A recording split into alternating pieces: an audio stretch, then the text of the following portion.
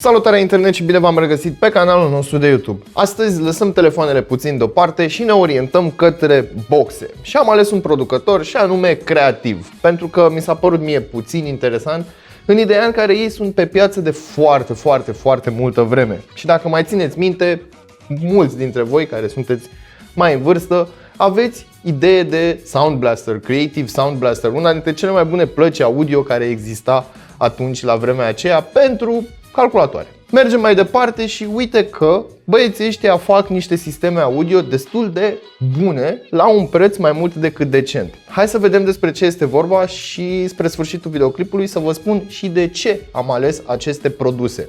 Dar înainte de toate, nu uita să te abonezi și să activezi notificările, iar mai apoi intră pe cel.ro/giveaway pentru a te înscrie în concurs. Înainte de a trece la treburile noastre, colegii noștri de la programare au nevoie de ajutor. Așa că dacă tu te pricepi la programare sau ai un prieten care se pricepe la programare, dă și tu click și sau share la linkul din descriere și poate cine știe, o să fim colegi. Mă rog, cu ei o să fii colegi și cu mine o să fii colegi. În zona aia. Prima oară vorbim despre Creative Pebble. Două boxe ce se găsesc la 120 de RON, sunt mici, compacte, cu design simplu și minimalist, perfecte pentru un setup la birou sau acasă. Sunt foarte ușor de manipulat și instalat, iar tot ce trebuie să faci este să le alimentezi cu 5V de la un USB sau un adaptor de priză și să conectezi evident mufa jack la sursa de semnal. Boxele încorporează câte un difuzor de 2 inch fiecare și au o frecvență de răspuns cuprinsă între 100 de Hz și 17 kHz. În spatele acestora este amplasată o membrană pasivă responsabilă pentru reproducerea frecvențelor joase. Puterea dezvoltată de cele două boxe este de 4,4W. Pornirea și oprirea se face cu ajutorul potențiometrului amplasat pe boxa din dreapta. Tot aici găsim și un LED care indică alimentarea acestora cu energie. Mergem mai departe către Pebble Plus, un sistem ce se găsește la momentul review-ului pe piață la 174 de RON. Designul este similar cu modelul anterior, însă de data aceasta membranele pasive din spate au fost înlocuite cu un subwoofer separat de dimensiuni mici. Astfel, sistemul este capabil să reproducă frecvențele joase cu o fidelitate mai bună. Puterea dezvoltată de acest sistem este de 8W.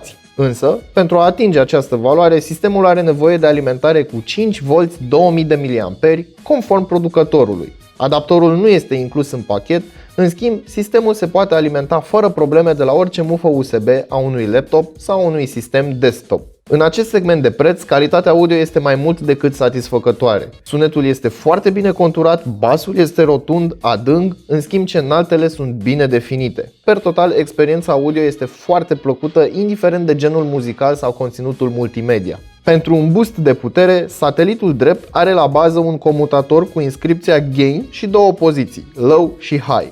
Comutat pe High și conectat la un laptop, sistemul a reușit să livreze o experiență audio foarte bună, chiar și pentru cei mai pretențioși. Următorul produs pe lista noastră este Creative Stage Air, un soundbar foarte versatil la 184 de RON ce livrează o calitate audio mai mult decât acceptabilă celor care au nevoie de un output audio mobil. Punctele forte ale acestui sistem sunt bateria de 2200 de mAh, conectivitate prin Bluetooth 4.2, mufă jack pentru intrare stereo plus un port USB tip A pentru conectarea unui mediu de stocare cu fișiere audio, aka stick. Alimentarea și încărcarea se face la 5V cu ajutorul unui cablu micro USB inclus în pachet.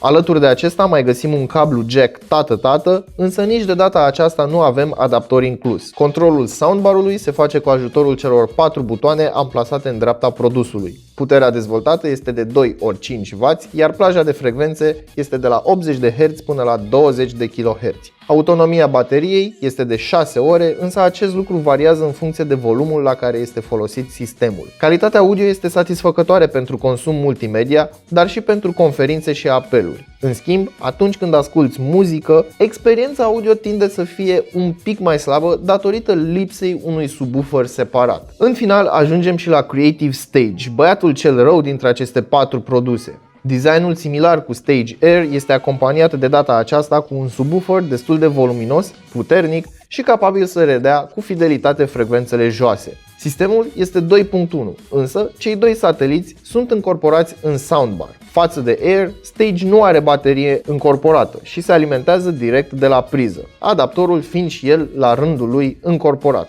Liniile de design sunt împărtășite între cele două modele, însă pe partea de conectivitate, Creative Stage are două intrări în plus, una optică și una HDMI ARC, pentru preluarea sistemului audio direct de la televizor. În schimb, atenție, nu toate televizoarele suportă acest lucru. Cel mai bine ar trebui consultat manualul de utilizare înainte să te întrebi de ce nu funcționează. Puterea sistemului este de 2x20 de W pentru soundbar și 40 de W pentru subwoofer, iar frecvențele atinse sunt de la 55 de Hz până la 20 de kHz. Calitatea audio este foarte bună, sunetul este bogat, detaliat, elementele sonore sunt ușor de deosebit. Basul este puternic, poate chiar prea puternic. În unele cazuri am fost nevoit să reglez basul și înaltele. Evident, a trebuit să folosesc telecomanda inclusă în pachet. Tot aici, pe telecomandă, găsesc și controlele multimedia pentru Bluetooth și USB. Nu-ți face griji, în cazul în care pierzi telecomanda sau rămâne fără baterie, poți conecta și alte dispozitive Bluetooth fără ajutorul acesteia.